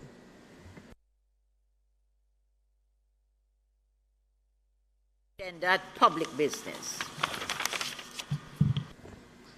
Madam Speaker, I now move for the suspension of the standing orders to enable me to take the motion, notice of which I gave earlier. That the standing orders be suspended to enable the House Leader to take the motion, notice of which was given earlier. Those in favour? Those against? House Leader, you may start. Madam Speaker, I beg to move that the motion be approved. Members, the question of the House is that the motion brought by the House Leader be approved. Those in favour? Those against? The ayes have it. The motion is approved. Madam Speaker, I now ask that the motion with respect to the Trademarks Amendment Rules 2022 resolution be approved. Members, the question before the House is that the motion relating to the Trademarks Amendment Rules 2022 resolution brought by the Minister be now approved. Those in favour? Those against? The ayes have it. Minister, the motion is approved. Thank you, Madam Speaker. Madam Speaker, I now rise to just say a few words on the resolution regarding the Civil Service Establishment Act, General Order of 2023. So, Madam Speaker, in accordance with the Civil Service Establishment Act of 1976, the Civil Service Establishment General Order 2023 has been prepared and is presented to indicate changes to the Civil Service Establishment General Order 2021. Madam Speaker, the Civil Service Establishment General Order 2023 outlines the reorganization of ministries and departments and consequently the creation of new posts, the abolition of posts, and the reclassification, upgrading, and retitling of existing posts. Now, this is at December of 2022, so it does not include the most recent information. But we nevertheless have to do it because if the posts haven't gone through this process, then the public service can't act on this too, right? So, Madam Speaker, so let me just say, we will bring, I'm expecting within a few months to bring another one of these that will have the updated salary information for all the established positions in the public service.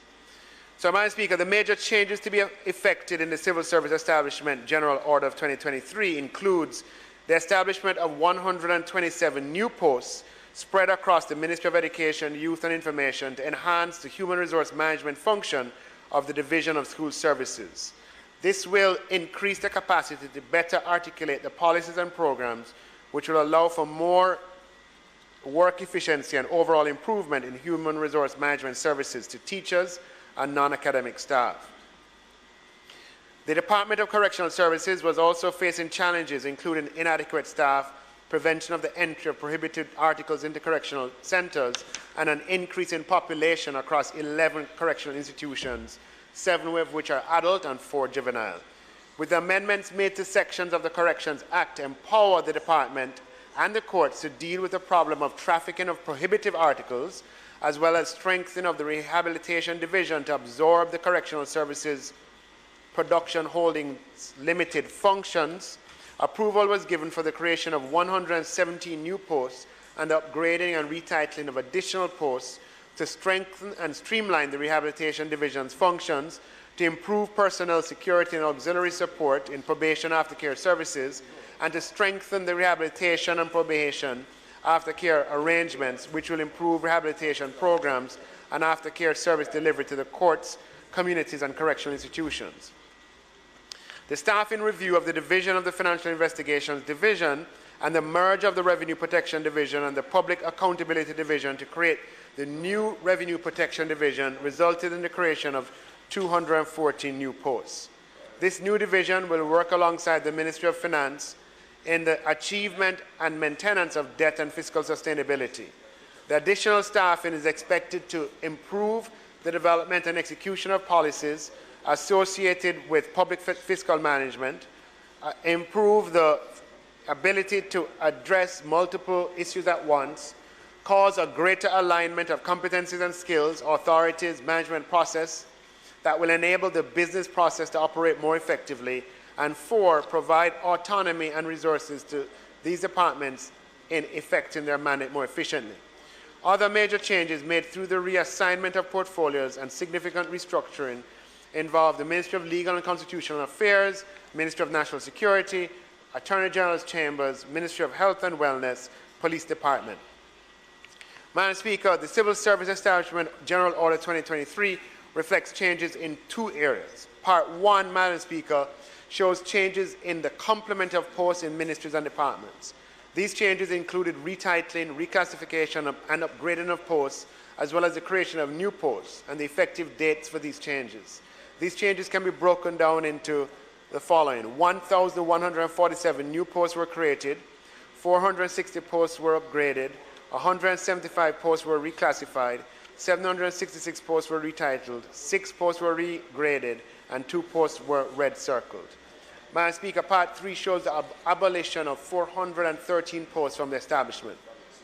Madam Speaker, in conclusion, just to note, as I've done when discussing previous orders, the Post Operations Committee of the Ministry of Finance and the Public Service, which comprises members from my ministry, from the offices of the Services Commission, from the Jamaica Civil Service Association, which is a union, continues to meet regularly to review the civil service establishment, including considering requests and comments from various ministries, departments, and agencies. Madam Speaker, I ask that this Honourable House approves the Civil Service Establishment General Amendment Order of 2023. Members, the question before the House is for the approval of our members of the Civil Service Establishment General Order Resolution 2023 brought by the Minister of Finance. Those in favor? Those against? The ayes have it. Your motion is approved, Minister. Dr. Chan, Zozo. Madam Speaker, I now move for the suspension of the standing orders to enable me to take the resolution notice of which I gave earlier.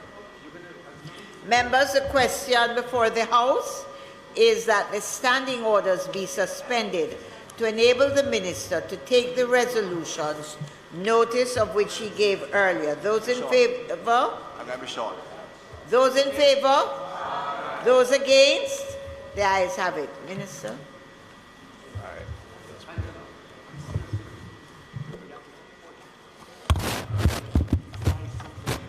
Thank you, Madam Speaker. The zone of special operation are once again presented before us for consideration. It's non-contentious. We are all aware of it, including those, especially those who may have one of the zones operating in their area. As I said, it's defined as the government's strategic objective under the zones of special operation, focusing on behavioral, infrastructure, and capacity development at the residents within the designated zone. We have 7 of them active, And I want to underscore the significant and strategic investment that the government has been making with the zones as it relates to case management and psychosocial support in the areas, which is moving into the whole zone where we are, the build zone and the sustainable aspect of the zones of special operation, where the case managers and the psychosocial support services now carry on to prevent the redevelopment and recruitment of new individuals in gangs that may have been associated in those areas. Progress has been made, of course, with these communities, and the government remains committed to further supporting long-term, sustainable, and meaningful development within these zones. Therefore, in accordance with the requirement under this zones of special law reform, zones of special operation, special security and community development measures, Act 2017, we are seeking to further extend the 7 areas currently declared as zone of special operation, which will all expire on the 24th of April 2023 if we don't. And before identifying them, Madam Speaker, I point out that the amendment to the zones of special operation, the law reform, zones of special operation, special security and community development measure, Act 2017, were, as indicated in the Joint State Committee, are now at bill stage, and they are going back to the Parliamentary Council, I think, for the final round. Unfortunately, these activities do take a little time to go through the process, and as they meet several other activities with a limited staff. But at that time, you understand, the reports will come every 6 months instead of every 60 days, which makes, for this kind of activity, a more meaningful report, and in fact, and makes the discussion also more meaningful at this stage. But there is no contention, so I'll proceed to indicate that, acting on the advice of the National Security Council, and in accordance with the law reform, zones of special operation of special security and community development measures, and in accordance with Section 5 of the Act, which guides that the Prime Minister and Council, after consultation with the Joint Command made by order subject to affirmative resolution of the House of Representatives, extend the period referred to in Section 4.3, the Mount Salem, Denham Town, August Town, Greenwich Town, Norwood, Parade Gardens, and Savamar zones of special operation, special security and community development measures to be extended for a further period of 60 days. Madam Speaker, the zones continue to transition along the clear, hold, and build spectrum, which flows from our national security strategy, with positive results in the respect to crime reduction. Mount Salem and Denham Town continue in the build phase. Greenwich Town is in hold and build. August Town, Norwood, Parade Gardens, and Savamar will continue the hold phase for this period of extension as we look to begin the expenditure in the 2022-23 budget to extend the build into these areas and to examine further extension.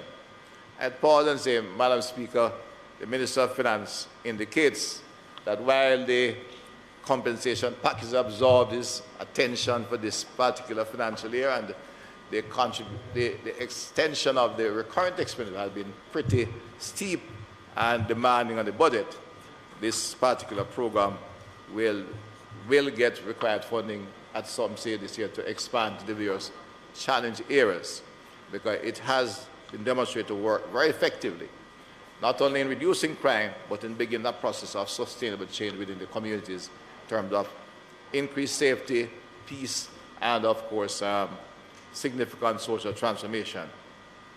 According to the statistical data provided by the JCF as of the 13th of April 2023, for the period prior to and during the declaration of the respective zones, all areas under the zones continue to record reduction in all major crimes, including murder and shootings, which is the ultimate symbol of violence in our community, which record the following reductions. For interest, Mount Salem had a 60% in murders and 63% in shootings over the period indicated. Denham Town is 13% and 40%, a bit lower than the other areas, but in fact we have seen a significant reduction in the gang violence and the movement and apprehension of a significant number of the criminal actors who lead in that area. And I expect the next round and this will begin to look even better than we are now. Greenwich Town has a 35% reduction in shooting, in murder, while a 70% reduction in shootings. August Town, 64% and 78%. nor would 56% and 100% reduction in shooting. There are a couple of murders based on other activities. Parade Gardens, violence, of course, which is still the propensity of a number of people, so stabbing and battering with stones, etc., seem to be appearing in a number of areas. But in those cases, largely interpersonal, which is an area that the Prime Minister is indicating his work of the Violence Prevention Commission will be examined and the programs emerge to be scaled up nationally to deal with this aspect of pathology of crime.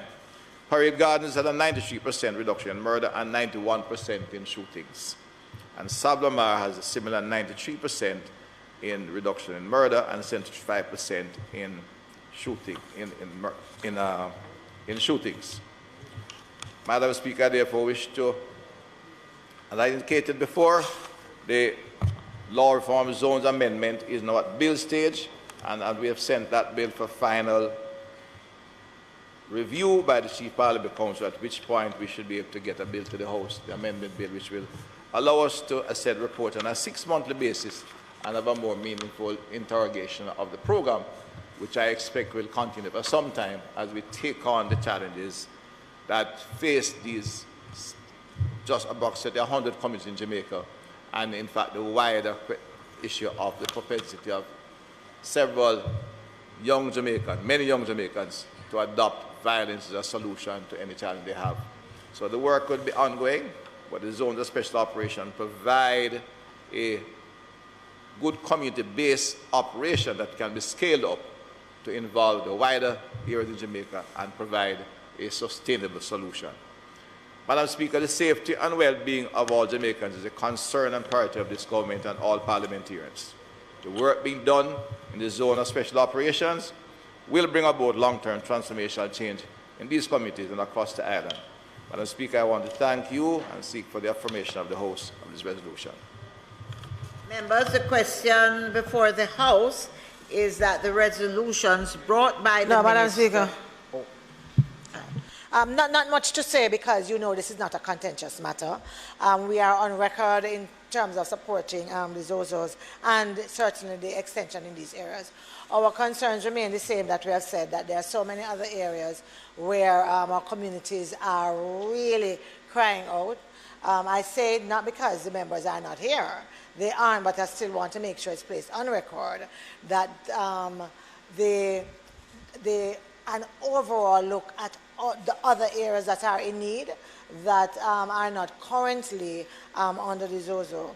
Also, based on the work that we have done on both sides of the House in terms of the amendments to the legislation, I would be remiss not to say that we were expecting and hoping that those amendments would have been in effect so that we would come into the new regime of just receiving the periodic reports on the ZOZO. Thank you. Minister, as usual, my comments are brief and to the point, supportive of the framework, but requiring and wondering, you know, when we are going to move in a way that it's costly. We know it's a cost to it, but there are specific issues in constituency that I think we can be very targeted on. Just very targeted on. So I'm saying, you know, I've been talking to you for a little while about it. And so I expect, Minister, that when one, that the amendments come on as quickly as we can, and two, that some of those very targeted and special measures that we know would make a difference, that those are attended to as quickly as possible under other frameworks in the meantime. Members, the question therefore before the House is that the resolutions brought by the Minister be now approved. Those in favour? Aye. Those against? The ayes have it. Minister, all your resolutions have been approved. Thank you, Madam Speaker. May I thank my colleagues on both sides of the House. Thank you, Madam Speaker, and thank you for your efficient conduction of the matter, and to my colleagues on both sides of the House who continue to support what is one of our excellent program supported by all members of the House. And we do look forward to extending and scaling up into other areas along with the various programs we have. But bear in mind that that scaling up will come from the other arms of government. The Ministry of National Security is more focused on laying the foundation for the model and to expand it and develop it over time, which will, short time. I want to assure my member, he'll hear from us this year. Thank you. House Leader. Madam Speaker, this is the item of adjournment, but before the formal resolution, I crave your indulgence for a member to make a comment. Certainly. Member.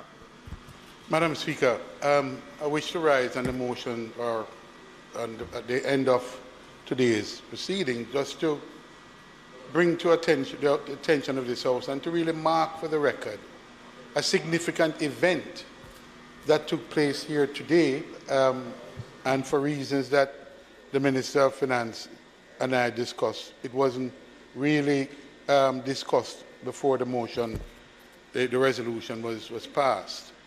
And that is on the Trademark Act. I just wish to make these observations, Madam Speaker. That it marks a very momentous occasion. It brings to an end a long effort and a long discussion across government to address the matter of the Madrid Protocol. And both sides have worked on it. My colleague, the Minister of Culture, is someone who she and I worked on it to make this eventuality. It has taken quite some time. Very involved process, requiring amendments on several pieces of legislation and to put in place some administrative arrangement so that what is called the Madrid Protocol could be implementable. The protocol, Madam Speaker, addresses the ability of copyright and trademark legislation to be trademarks to be registered in one place and to be protected globally, at least for those members joining the Madrid Protocol, of which today there are several. Jamaica would be one of the developing countries that would have successfully gone through all of the stages and is now able to implement the legislation. Today's resolution really addresses the fees or the fee structure to what was amended previously and passed in this House. But the single act of the approval of the resolution makes implementable that entire regime. Madam Speaker, for those in the cultural and creative industries, it marks a milestone, as well as those in the business entity, because it protects intellectual property. And the value of these intellectual property, Madam Speaker, is sometime in the millions. We are reminded that the simple tick for Nike is worth billions of dollars. Similarly, we have powerful brands here in Jamaica, trademarks that underpin those brands. And it will mean that their protection globally will be advanced through the implementation of this legislation. So it should not be underestimated. And of course, we are well aware of all the possibilities and the opportunities for our creative industries, our musicians, our artists. They are today being brought into a situation where their intellectual property can be protected globally. And so, Madam Speaker, I didn't wish for this very momentous occasion. We have worked across the aisle, the Minister of Culture, myself, and others have worked very hard and tirelessly. So too, the civil service, the people at JIPO and the ministries have worked tremendously hard to make this happen. Our lawyers who were previously trademark agents, they had reservation for a long time. But I believe we have come to a situation now where they understand that changes will happen, but that opportunities still remain for them to participate and to play a significant role in this process. So we have come to a very happy conclusion. And I just want, for the records and for those who have worked on it, to mark this very important and signal occasion. Thank you, Madam Speaker. Thank you very much, Member. House Leader. Madam Speaker, it is not intended to do any further business for the day. I now invite you to adjourn this Honourable House on Tuesday, April 25th at 2 p.m. when we'll continue the sectoral debate, and the Speaker at the time will be the Minister of National Security, Honourable Dr. Horace Chang, and the Opposition Spokesman on Energy, Mr. Philip Paulwell. May it please you, Madam Speaker. Thank you, House Leader. The question before the House is that the House do adjourn until next week, Tuesday, the 25th of April, 2023, when we will continue hearing speakers in the sectoral debate. Those in favor? Those in favor? Those against? The ayes have it. This House is now adjourned.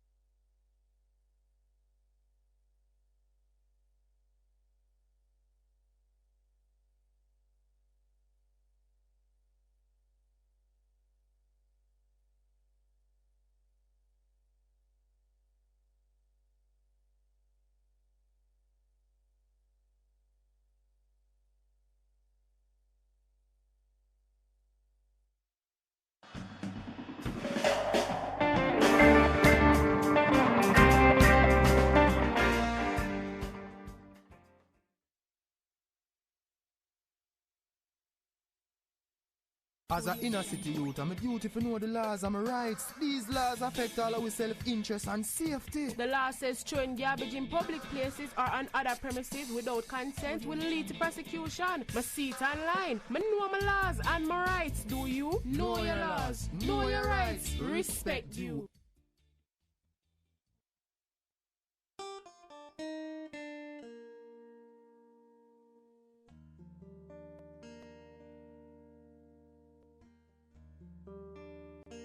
I guess I should start by saying I have roots in Montmartre, and the property that's going to be used to do the model farm, I guess, is my family's.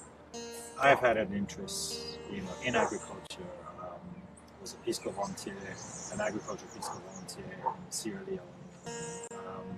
So I've always had an interest. I had a biology degree in plant biology. Growing up in Grenada, I guess I had an interest in agriculture because my father had this farm and there was cocoa and lots of vegetables and things like that. So there's always been an interest in agriculture. And I guess the opportunity with this project, the land was pretty dormant, I guess, just sitting there. So